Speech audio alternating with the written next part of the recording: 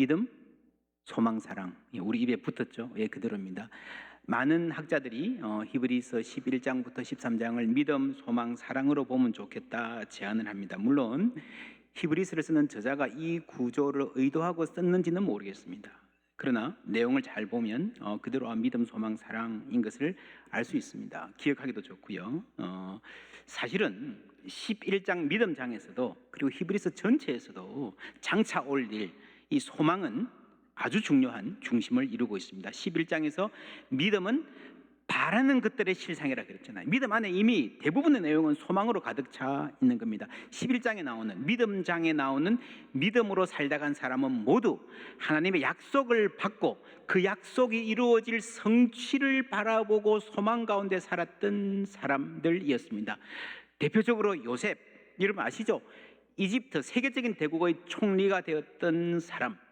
이 요셉의 삶을 한마디로 정리한다면 요셉, 그분 참 훌륭한 믿음의 어른이야 한다면 뭘 말할 수 있겠습니까? 총리 되었던 것, 수많은 사람들을 기아에서 구하고 먹여 살린 것, 탁월한 경제 정책 시행한 것, 뉴딜 정책, 비교도 안 되는 정말 탁월한 경제 정책이었습니다. 혹은 유혹을 거절한 것, 뭘까요? 11장 22절 함께 읽습니다. 믿음으로 요셉은 임종시에 이스라엘 자손들이 떠날 것을 말하고 또 자기 뼈를 위하여 명하였으며. 아멘. 믿음이란 관점에서 요셉을 인생을 정리한 말 딱 한마디, 이 한 문장입니다. 요셉이 죽을 때에 가족들에게 약속해라.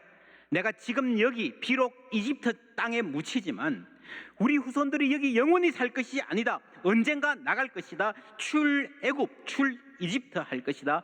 약속해라. 그때 반드시 내 시신을 여기서 가지고 나가달라. 살아서 정말 훌륭한 일 많이 했는데요. 대단한 업적이 많았는데 요즘 말로 하면 신문 일면을 크게 장식할 세계적인 뉴스거리 혹은 세계적인 잡지 타임지의 표지에도 수차례 실릴 만한 사람이었지만 성경이 그 삶을 기억할 때 딱 한 문장, 그 어른은 돌아가실 때 시신을 들고 나가달라고 부탁했습니다. 놀랍지 않습니까? 놀랍지 않습니까? 여기서 이 땅에서 아무리 성공하고 아무리 유명하고 아무리 높은 부귀 영화를 누려도 이것이 다가 아니다. 그렇죠? 그 소망이에요. 여러분 천국 가시고 나서 내 아들, 딸들이, 손자, 손녀들이 나를 어떻게 기억했으면 좋겠습니까? 우리 아버지 이렇게 높은 지위에 계셨습니다. 사업을 잘하셨습니다. 우리 어머니는 저축도 많이 하고요. 참 알뜰하게 살림 잘해서 우리 키우고 집안을 일으키셨습니다. 그것도 감사하지만 우리 아버지, 우리 어머니는 늘 마음속에 천국의 소망을 품고 사셨습니다. 이런 말 들을 수 있다면 좋겠습니다. 여러분, 마음의 천국을 간직하고 본향을 그리워하는 사람들은 하나님께서 저 천국에서 기다리시고 사모하시고 우리가 천국 입성할 때에 반갑게 맞이해 주실 줄 믿습니다. 그리고 그 소망으로 예수 바라보는 그 소망 하나만으로도 우리는 자손들에게 위대한 유산을 남겨줄 수 있습니다. 요셉의 할아버지 이삭, 마지막 한마디입니다. 믿음으로 이삭은 장차 있을 일에 대하여, 그렇죠? 히브리서는 계속해서 미래를 말합니다. 장차 있을 일에 대하여 야곱과 에서에게 축복하였으며, 미래의 소망을 가진 사람이 그 소망을 가지고 자손들을 축복할 수 있는 거예요. 바울 사도는 말합니다. 우리가 소망으로 구원을 얻었으며, 소망으로 구원을 얻었으며, 지금 눈에 보이고 만지고 이 땅에서 누리고 확인할 수 있는 것, 그게 아니라는 거예요. 보이는 소망이 아니니 보는 것을 누가 바라리요? 만일 우리가 보지 못하는 것을 바라면 참음으로 기다릴지니라. 인내를 말합니다. 소망이 있으면 인내가 있습니다. 이와 같이 성령도 우리 연약함을 도우시나니 우리는 마땅히 기도할 바를 알지 못하나 오직 성령이 말할 수 없는 단식으로 우리를 위하여 친히 간구하시느니라. 여러분, 이 단식은요, 성령의 단식은 우리가 단식하는 우리의 단식, 피조물의 단식에 동참하시는 것입니다. 왜 동참합니까? 왜 우리가 탄식합니까? 여러분, 이거는 그냥 내가 몸이 아파서 경제가 어려워서 탄식, 그게 아니고요, 소망이 있기 때문에, 하늘나라를 바라기 때문에, 하나님 나라의 완성과 거기에 들어갈 날을 기다리기 때문에 이 땅에서는 탄식하고 사는 거예요. 소망의 탄식입니다. 우리가 어떻게 소망으로 살 수 있는가? 2절 말씀 우리 다 같이 읽습니다.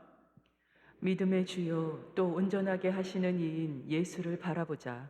그는 그 앞에 있는 기쁨을 위하여 십자가를 참으사 부끄러움을 개의치 아니하시더니 하나님 보좌 우편에 앉으셨느니라. 아멘. 예수를 바라보자.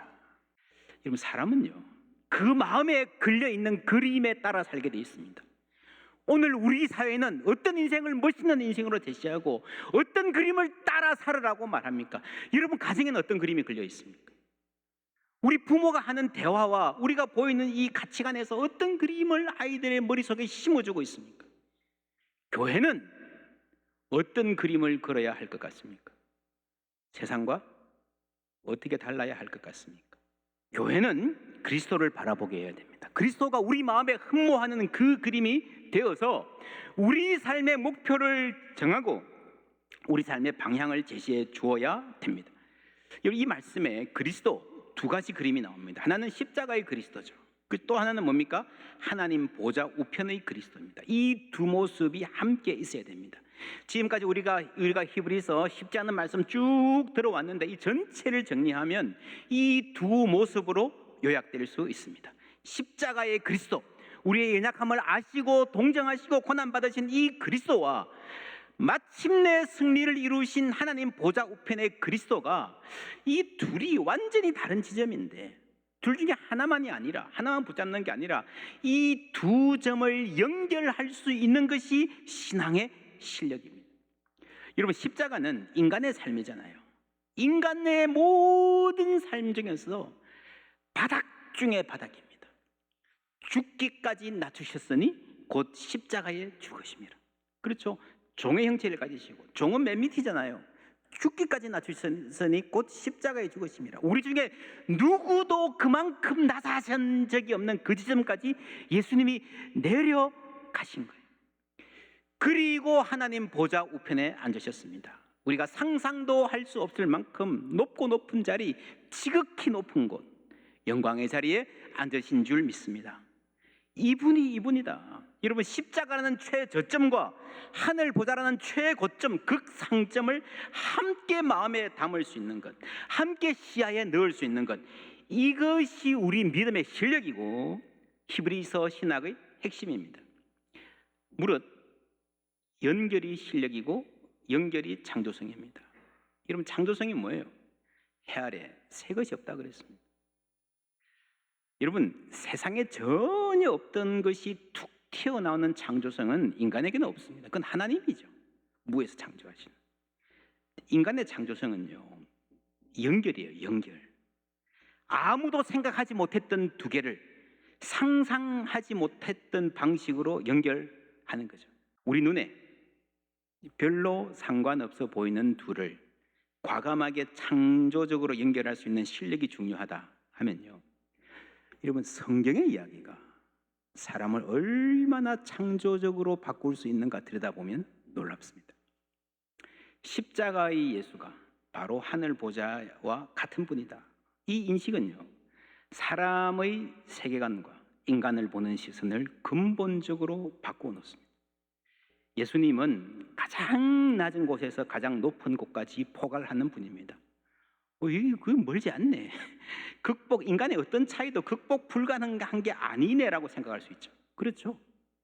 그래서 무릇 예수님을 아는 사람은요, 이 생각과 마음이 폭이 넓어질 수밖에 없습니다. 히브리서라는 성경은 사상적으로, 언어적으로 굉장히 유대적, 히브리적입니다. 유대의 제사 전통, 아주 상세히 이런 것까지 말해야 되냐, 아주 상세히 파고 들어가잖아요. 이름도 히브리서예요. 우리 주님은 이미 하늘과 땅의 모든 권세를 가지신 주권자이신 줄 믿습니다. 이 예수를 알고 배워갈 때에 우리는 견고한 소망의 사람이 될 수 있는 거예요. 히브리서가 말하는 소망은 어떤 소망인가? 좋은 일만 있을 것이다? 꽃길만 걸을 것이다? 아니죠. 힘든 일 있어도 다 견딜 수 있을 거야, 너 해낼 수 있을 거야, 괜찮아, 그것도 아닙니다. 3절 말씀 함께 읽습니다. 너희가 피곤하여 낙심하지 않기 위하여 죄인들이 이같이 자기에게 거역한 일을 참으신 일을 생각하라. 아멘. 피곤할 것이다, 힘들 것이다, 낙심하고 포기하고 싶은 순간, 어쩌면 죽고 싶어지는 순간이 올 것이다. 나는 여기까지인가 봐요. 그렇게 주저앉지 않고 끝까지 인내하는 힘을 말하고 있습니다. 이 인내는 어떤 인내인가? 이러므로 우리에게 구름같이 둘러싼 허다한 정인들이 있으니 모든 무거운 것과 얽매이기 쉬운 죄를 벗어버리고 인내로서 우리 앞에 당한 뭘 하라고요? 경주를 하며 머릿속에 그려보세요. 어떤 인내를 말하는지. 그냥 서서 그냥 죽여라 하고 그냥 버티는 인내가 아니에요. 끝까지 경주하는, 달려가는 인내입니다. 죄와 싸우고 투쟁하는, 분투하는, 승리를 향해서 나아가는 인내입니다. 이 인내가 어디서 옵니까? 우리에게 위로가 필요합니다. 그러나 여러분, 위로만으로 끝까지 지치지 않고 달려가는 인내를 만들어낼 수 없습니다. 우리를 동정해주고 공감해주는 그리스도, 성경에서도요, 이 히브리서에서 전반부에 우리의 연약함을 동정해주시는 그리스도를 분명히 말하고 있습니다. 그런데 여러분, 위로만으로 끝까지 지치지 않고 달려가는, 분투하는, 하나님 뜻을 행하는 인내를 만들어낼 수가 없어요. 오늘날 교회가 약해진 게 사회에서 집어지 터지고 실패하고 와가지고 그냥 그저 위로받으려는, 좋은 말 들으려는, 거기에 부응하는 메시지만 넘치기 때문입니다. 성경은 그렇지 않습니다. 우리를 동정해주고 공감해주는 그리스도. 성경에서도 히브리서에도 예수님의 그런 모습을 말하지만요, 그게 다가 아닙니다. 그걸로는 부족합니다. 20년 가까이 하버드 대학교 총장으로 재직하면서 대대적인 개혁을 이끌어서 오늘의 하버드를 가능하게 했던 네이슨 폴시라고 하는 총장이 이런 말을 한 적이 있습니다. 청년들의 마음을 움직일 수 있는 것, 흔들 수 있는 깃발, 변하지 않는 신념, 따를 수 있는 지도자, 평생을 함께 할 수 있는 친구, 함께 부를 수 있는 노래. 여러분, 어디서 찾겠습니까? 오늘날 따를 수 있는 지도자가 있습니까? 평생 함께 할 친구, 함께 모여서 어깨 걸고 목에 핏대가 서도록 함께 부르고 싶은 노래 있습니까? 다 이어폰 꽂고 자기 원하는 노래만 듣잖아요. 취향이 다 다르잖아요. 뭘 같이 불러? 그냥 촌스럽게 그냥 자기 좋아하는 거 하지. 어디서 찾겠습니까? 저는 아무리 생각해도 그 가능성은 교회밖에 없다고 생각합니다. 예수 같은 친구 없어요. 그리고 그 믿음 안에서 우리는 평생 신뢰하고 함께 갈 수 있는, 정말 함께하는 가치에 무엇이라도 걸 수 있는 진정한 우정 만들어 갈 수 있습니다. 예수님 같은 분이 어디 있습니까? 그리고 예수님을 따라 산 사람들, 우리에게 구름과 같이 둘러싼 허다한 정인들, 구름보다 많은 정인들이 있음을 믿습니다. 예수님 이전에 히브리서 기자는 구약의 인물들, 많은 정인들을 말했지만 그 이후로 예수 그리스도의 복음이 세계에 전파되고 나서 훨씬 더 많은 정인들이 쏟아져 나왔습니다. 사도 바울, 성 프란시스, 마틴 루터, 아브라함 링컨, 마틴 루터 킹 주니어, 유관순, 김마리아, 주기철, 손양은, 장기려. 여러분, 말하자면 밤을 새도 부족할 겁니다. 우리 포항제일교회에서도 하나님 멋지게 섬기고 사셨던 어른들까지 셀 수 없이 많은 증인들이 있습니다. 열정으로 산 분들이었고 예수를 바라고 산 분들이었습니다. 우리는 다시 깃발을 흔들 수 있어야 됩니다. 예수를 바라보자. 그리고 믿음의 사람들이 우리들의 마음에 그 그림으로 자리 잡도록 다시 우리는 신발끈을 조여매야 됩니다. 달려가야 됩니다. 이 예수님은 십자가와 보좌의 예수님이십니다. 히브리서는 가장 낮은 점과 가장 높은 점, 세계 전체를 연결하는 가장 넓은 폭, 땅의 성소가 아니라 우주적인 성전, 우주적인 그리스도를 전합니다.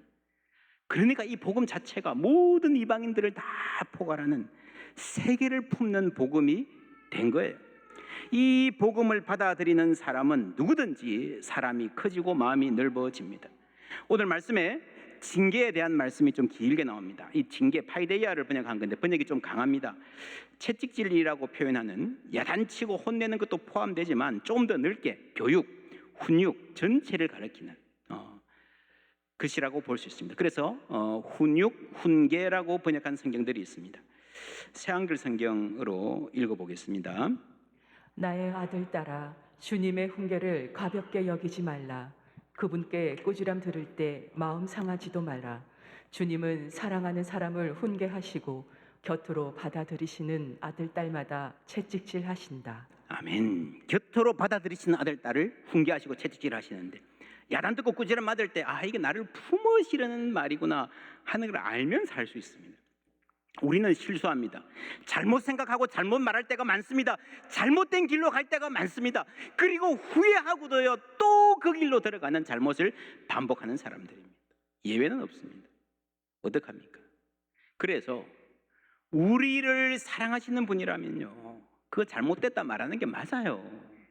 훈계하는 게 맞습니다. 잘못하는 것을 보고도 그냥 두면 무책임한 사람입니다. 사랑한다고 말하지만 그 사랑은 훈계가 없으면 의심해 보아야 됩니다. 우리가 문제는요, 어떤 태도로 훈계를 받을 것인가 하는 것입니다. 기억하십니까? Attitude is everything. 태도가 모든 것이다. 우리 인생은요, 태도에 달려 있습니다. 태도가 거의 모든 것을 다 결정합니다. 여러분, 예를 들어서 내가 회사 사장이다. 직원이 있는데 아이디어가 좋아요. 능력이 있어요. 태도가 좋지 않아요. 밤낮 싸우고 문제를 만들어요. 여러분, 중용하겠습니까? 하나님은 어떠실까요? 여러분, 능력과 아이디어 면에서는요, 하나님이 언제든지 공급해 주실 수 있습니다. 태도가 중요합니다. 좋은 태도는 바른 해석에서 나옵니다. 자, 부모가 나를 훈계합니다. 듣기 힘들어요. 그런데 이게 나를 위해서 하시는 말씀이라는 신뢰가 있으면요, 그렇게 해석이 되면 받아들일 수 있습니다. 바른 해석은 듣는 사람의 폭에 달려 있습니다. 이것까지는 이해가 되지만 그거는 도저히 내가 수용 못하겠습니다. 이해 안 돼요. 그러잖아요, 우리가. 그게 무슨 말인가 하면 내 이해의 폭을 벗어난다는 말이에요.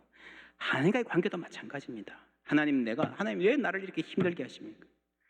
내가 하나님 웬만한 거는 봐드리려 그랬는데 아무리 잘 봐주려 그래도 이거는 못 참습니다. 여기까지입니다. 여기까지. 그러잖아요, 우리가. 뭐가 문제입니까? 둘 중에 하나입니다. 하나님이 너무 나가신 거든지 아니면 내 이해의 폭이 너무 좁든지. 우리가 낙심하는 이유는요, 간단해요. 내 이해의 폭 안에 하나님이 하시는 일이 들어오지 않아서 그렇습니다. 우리가 성경을 배우는 이유는 여기에 있습니다. 예수를 바라보라 하는 이유가 바로 여기에 있습니다. 예수를 바라보라 그러면 많은 의문들이 생깁니다. 특별히 예수 안 믿는 사람들이요, 비신앙인들이 이런 말을 합니다. 야, 너희는 맨날 예수만 바라보고 세상 일에는 책임지지 않냐? 바울도 내가 십자가에 못 박힌 그리스도 외에는 아무것도 알지 아니하기로 작정했다 그랬습니다. 이 말이 세상 일이 어떻게 되든 나는 교회만 열심히 다니면 되고 예배만 잘 드리면 된다는 말이 아닙니다. 그런 찬송이 있죠. 세상 등지고 십자가 보내. 이 말도 세상 모든 일에 신경을 꺼야 신앙생활 제대로 하는 거라는 말이 아니에요. 우리는 세상 모든 것 다 뒤로 하고 오로지 하나님께만, 오로지 예수님께만 집중해야 될 때가 있습니다. 예배가 그렇고 기도가 그렇고 때로는 우리 인생에 정말 레디컬하게 하나님께만 집중해야 될 때가 있어요. 그런데 세상을 다 등지고 십자가를 볼 때에 그 십자가에 달린 예수님은, 그 예수님의 눈에는 무엇이 보일까요? 세상이 보이는 거예요. 그렇죠? 십자가에 달리신 예수님 눈에는요, 세상과 우리가 보이는 거예요. 그 세상을 사랑하셔서 예수님이 십자가에 못 박히신 줄 믿습니다. 하나님이 세상을 이처럼 사랑하사, 하나님의 눈으로 세상을 보는 거예요. 하나님이 목숨을 바칠 정도로 사랑하셨는데 어떻게 우리가 무관심하겠습니까? 그리스도인들은 십자가의 예수님 눈을 통해서 세상을 보는 사람들입니다. 예수님의 마음으로 세상의 아픔을 끌어안는 사람들입니다. 그래서 신앙이 깊어질수록 사람이 넓어지게 되어 있습니다. 우리는 그리스도의 눈으로 세상을 봅니다. 예수를 바라보는 게 다른 시각으로 세상을 보는 거예요. 그리고 여기에 대해서 그리스도의 눈으로 나의 삶을 바라보는 거예요. 1절 말씀 제가 읽습니다. 이러므로 우리에게 구름같이 둘러싼 허다한 정인들이 있으니 모든 무거운 것과 얽매이기 쉬운 죄를 벗어버리고 인내로서 우리 앞에 당한 경주. 11장에 많은 경주한 사람이 있었습니다. 아브라함은 아브라함의 경주가 있고 모세는 모세의 경주가 있었습니다. 우리는 우리의 경주가 있는 거예요. 모든 시대는 또 모든 개인은 자기 삶에 달려가야 될 경주가 있고요. 내가 맞서 싸워야 될 싸움이 있는 거예요. 여러분, 세상에 편하게 사는 사람이 있습니까? 아무 염려 없이 아무 걱정 없이 그냥 애쓸 일 없이 그렇게 사는 사람 있을까요? 팔자 좋은 사람입니까? 그런 팔자를 뭐라 그러죠? 그게 개팔자예요. 그게 개팔자예요. 그죠? 개팔자가 상팔자라는 말이 그런 데서 나온 거예요. 뭐 먹고 자고 맨날 어슬렁거리고 그렇게 걱정 없이 사니까. 부러우십니까? 인간의 삶이 아닙니다. 무릇 모든 인간의 삶에는요, 힘쓰고 애써야 할 일, 달려가야 할 경주가 있습니다. 믿음의 영웅들 아브라함, 모세, 다윗, 이사야 각각 자신의 시대에 싸움이 있었고 사명이 있었습니다. 오늘 우리는 우리 시대에 임하는 하나님 나라를 우리의 삶으로 증언할 사명이 있습니다. 구한말에 한국에 전해진 복음, 3.1운동 때, 6.25 때, 한국 경제개발과 고도성장 시기에 우리 신앙의 선배들이 각자 자신의 삶에서 최선을 다해서 이 교회를 이어왔습니다. 이제 우리에게는 우리 세대에 당한 경주, 우리만의 과제가 있는 거예요. 또한 우리 각자가 한 사람도 빠짐없이 내 삶의 경주, 열심히 달려가야 할 삶이 있고 최선을 다해서 싸워야 될 싸움이 있는 거예요.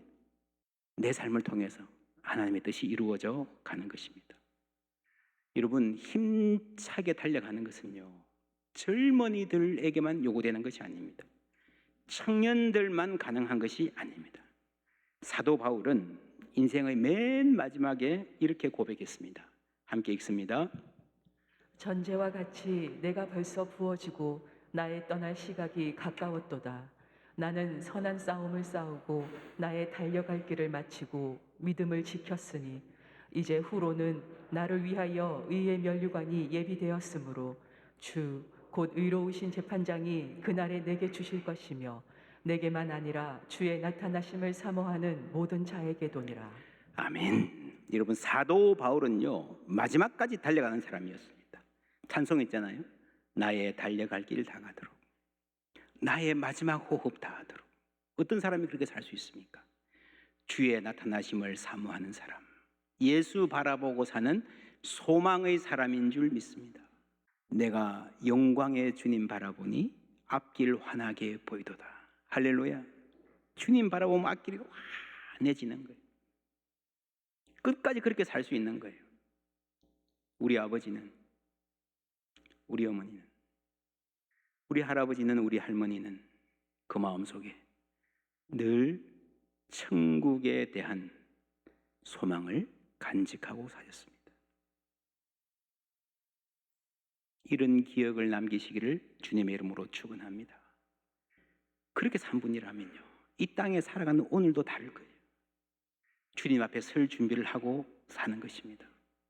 이 땅에서 성실히 열심히 살되 이 땅의 것에 매이고 집착하지 않을 것입니다. 이웃들을, 친구들을, 가족들을 예수의 눈으로 보고 살 것입니다. 그럴 때에 내가 뭐 특별히 가진 거 없어도 어른의 존재 자체가 자녀들에게 축복이 되는 거예요. 넘어져도 다시 일어나는 힘, 낙심하지 않는 힘, 그 힘으로 살게 될 줄 믿습니다. 끝까지 인내하고 인내의 열매 맺을 것입니다. 믿음의 주요 온전케 하시는 이 예수 바라보고 사는 사람들이 받을 복인 줄 믿습니다.